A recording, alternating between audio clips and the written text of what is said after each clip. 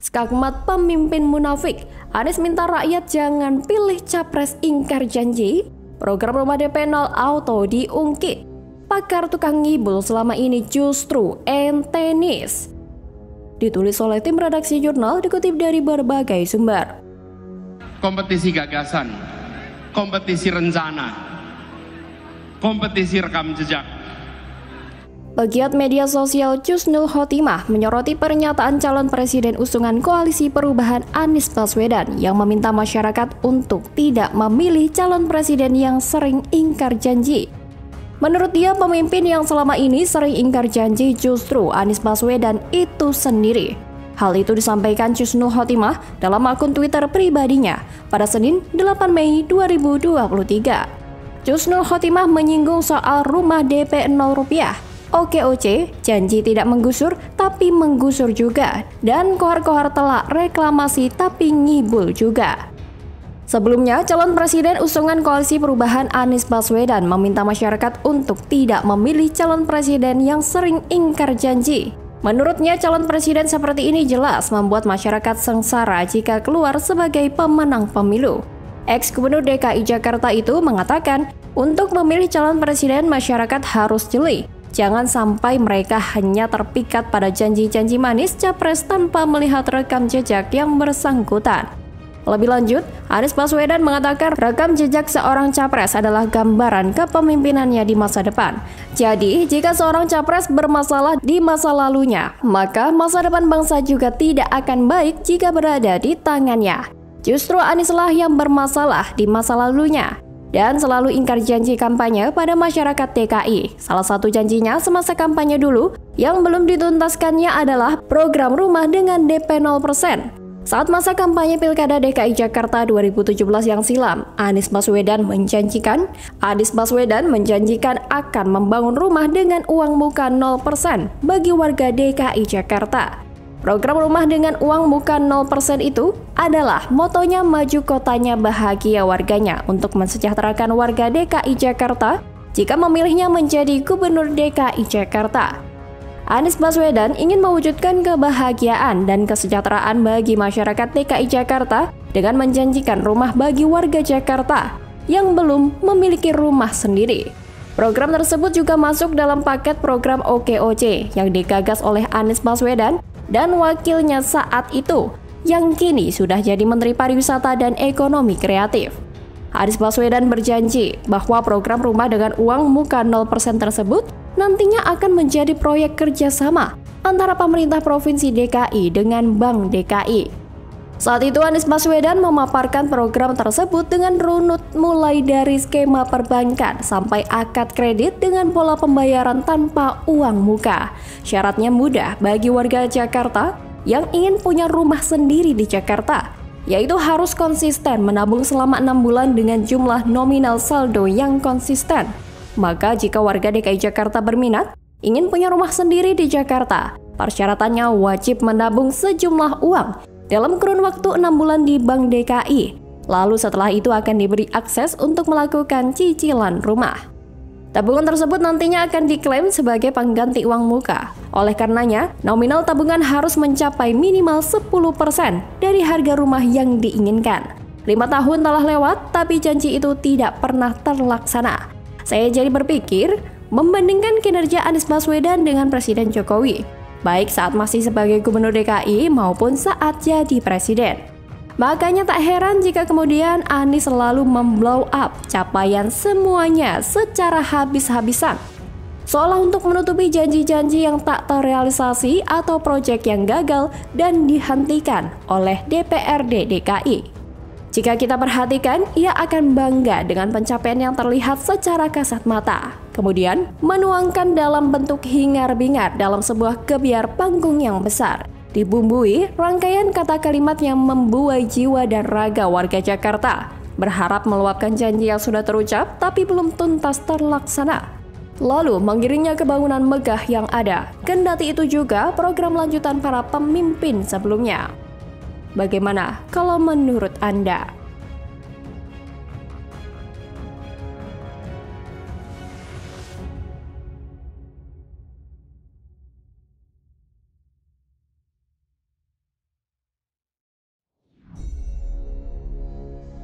Yang dilakukan Pak Jokowi ini kasak-kusuk untuk mengatur kembali keadaan politik supaya dia masih punya grip. Untuk apa gripnya itu? Ya untuk meloloskan dinastinya, untuk memberi jalan baru pada oligarki masuk pada kekuasaan baru. Demokrat serang Jokowi, Anas bocorkan sejarah SBY, Demokrat kicau. Ditulis oleh Nina Nur dari siward.com. Bapak Presiden Jokowi itu selain pejabat publik, beliau juga pejabat politik. Sebagai presiden, beliau memiliki kepentingan agar untuk 2024 siapapun nanti yang akan meneruskan tongkat estafet kepemimpinan nasional ini benar-benar memahami. Ada sebuah peribahasa yang sepertinya cocok untuk menggambarkan karakter para lawan politik Presiden Jokowi, yakni tong kosong nyering bunyinya. Setiap kali mereka ini melihat adanya peluang atau celah yang menurut mereka bisa dipakai untuk menyerang Presiden Jokowi ya, mereka pun langsung gaspol menyerang dan menyerepet hiruk-pikuk rame banget. Gak pakai mikir. Seakan jadi pertanda bahwa mereka ini sedang panik luar biasa. Gitu kan biasanya ya. Orang kalau lagi panik ya ribut aja, gak pakai mikir lagi. Pada awal April lalu, Presiden Jokowi dan para ketua umum partai politik bertemu di kantor DPP PAN tanpa mengundang Nasdem. Pasca pertemuan itu, mencuat wacana koalisi besar atau koalisi raksasa. Koalisi besar ini tentunya menakutkan ya buat koalisi perubahan yang berisi Demokrat, PKS, dan Nasdem karena banyaknya dan luasnya mesin politik yang bakal jadi saingan mereka.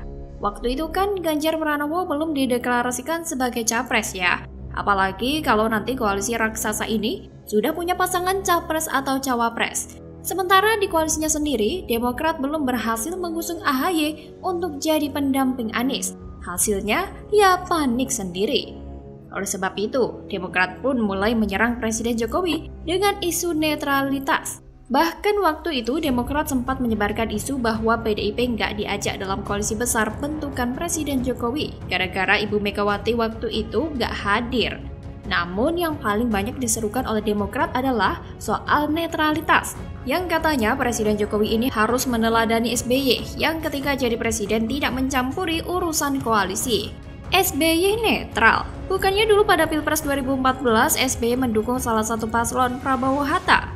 Banyak kok rekam jejaknya, tinggal di Google saja ya. Nah, kembali ke masa kini, beberapa hari lalu Presiden Jokowi kembali bikin Demokrat bergetar. Presiden Jokowi mengumpulkan para ketua umum partai untuk bertemu di Istana Merdeka. Tentunya tanpa mengundang Nasdem ya. Apakah ada aturan yang dilanggar oleh Presiden Jokowi? Kan enggak ya. Presiden punya hak untuk bertemu dengan siapa saja di istana. Publik juga melihatnya biasa saja, seperti layaknya sebuah silaturahmi. Emangnya Presiden Jokowi nggak boleh silaturahmi? Yang ribut dan merepetkan hanya para lawan politik Presiden Jokowi, terutama Demokrat. Tuduhan bahwa Presiden Jokowi cawe-cawe atau ikut campur urusan partai politik dalam Pilpres 2024 secara masif menerpa Presiden Jokowi. Dari media mainstream sampai ke berbagai postingan di media sosial oleh para politisi Demokrat, sampai Andi Arief pun diturunkan ya. Rocky Gerung juga ikutan menyerang. Widih, keroyokan ini ya. Selain para politisi Demokrat, para buzzer juga ikut menyerang Presiden Jokowi, menuduh cawe-cawe, menuduh Presiden Jokowi gelisah menjelang habis masa jabatannya dan sebagainya. Pokoknya segala lini dikerahkan untuk menyerang Presiden Jokowi. Ngaruh gitu. Sebenarnya serang-serangan Demokrat ini jadi hambar sendiri ya. Begitu para netizen membongkar rekam jejak SBY, banyak sekali pemberitaan di media yang tersedia. Selain yang tadi sudah saya tunjukkan tentang dukungan Demokrat terhadap pasangan Prabowo Hatta, ada pula momen pertemuan SBY dengan Prabowo Hatta dan para elit partai koalisi di Cikeas. Ada pula kritik yang dilontarkan terhadap SBY oleh seorang pakar dari UI terkait penggunaan Istana Negara pada hari kerja untuk berbicara soal partai. Menurut pakar ini, SBY telah melanggar etika politik. Itu dulu kemana para politisi Demokrat yang sekarang menuduh Presiden Jokowi cawe-cawe? Apa mereka ini pura-pura dungu dan lupa dengan kelakuan bosnya sendiri? Lagian yang ribut kan hanya para politisi dan para buzzernya. Rakyat sih nggak mempermasalahkan, karena rakyat tahu betapa kerasnya seorang Presiden Jokowi ini bekerja buat rakyat. Membangun jalan dan jembatan sehingga kegiatan mudik rakyat makin kesini makin mudah ya. Makin minim kemacetan, minim kecelakaan, minim korban jiwa. Mudik makin asik dong ya. Yang diingat sama rakyat kan itu, sarana transportasi seperti jalan, jembatan, bandara, dan pelabuhan yang makin banyak dan baik. Hasil kerja keras Presiden Jokowi. Saya yakin rakyat makin gak peduli dengan apa yang dituduhkan oleh Partai Demokrat. Sesudah kehebohan, Presiden Jokowi meninjau jalanan rusak di Lampung dengan menggunakan mobil sedan kepresidenan. Bagaimana serunya Presiden dan beberapa menterinya mencoba melintasi jalanan rusak itu macam off-road, tapi pakai sedan dan minibus. Itu lebih menarik buat publik ya, lebih seru gitu. Banyak sekali beredar videonya di media sosial. Presiden Jokowi pun mendulang banyak pujian. Kembali ke Demokrat. Nah, ketika serangan Demokrat terhadap Presiden Jokowi sedang dilancarkan dengan masif, tiba-tiba Anas Urbaningrum, mantan politisi Demokrat yang baru saja bebas dari penjara, ikut menyelipkan komentar. Diposting di akun media sosialnya, menurut Anas ketika SBY masih jadi presiden, pertemuan dengan pimpinan partai koalisi di era SBY sering dilakukan di Cikeas, namun juga pernah beberapa kali digelar di istana. Entah maksud komentar Anas ini memang ada niatan membantu Presiden Jokowi ataupun tidak. Namun komentar ini sangat menohok buat Demokrat ya. Membongkar jeroan SBY lebih dalam dari berita-berita yang ada di media. Bisa jadi Anas sedang menggertak Demokrat untuk kepentingannya sendiri. Kita nggak tahu itu ya, yang pasti saya kira Anas ini sedang pamer kekuatan sama Demokrat. Memberikan contoh sedikit saja bahwa sedikit saja Anas ngomong soal SBY, efeknya itu bisa banyak. Yang diceritakan Anas itu kan secara otomatis mematahkan semua serangan tuduhan para politisi Demokrat terhadap Presiden Jokowi. Jadi hambar dan gak berarti, sebuah pelajaran tersendiri buat Demokrat. Sebenarnya tanpa komentar Anas, saya kira Presiden Jokowi gak akan terpengaruh oleh serangan-serangan Demokrat. Sementara yang terpengaruh oleh komentar Anas hanya Demokrat sendiri. Presiden Jokowi justru sedang mendapatkan penilaian terbaik dari rakyat. Dalam berbagai survei kepuasan terhadap kinerjanya, Presiden Jokowi mendapatkan angka tertinggi. Seperti dari Poltreking, angkanya mencapai 74,7%. Dari indikator kepuasan publik terhadap kinerja Presiden Jokowi mencapai 78,5%. Sedangkan dari LSI mencapai angka 82%. Rakyat pasti lebih memandang Presiden Jokowi ketimbang mendengarkan ributnya Partai Demokrat. Kura-kura emang juara. Bagaimana menurut Anda?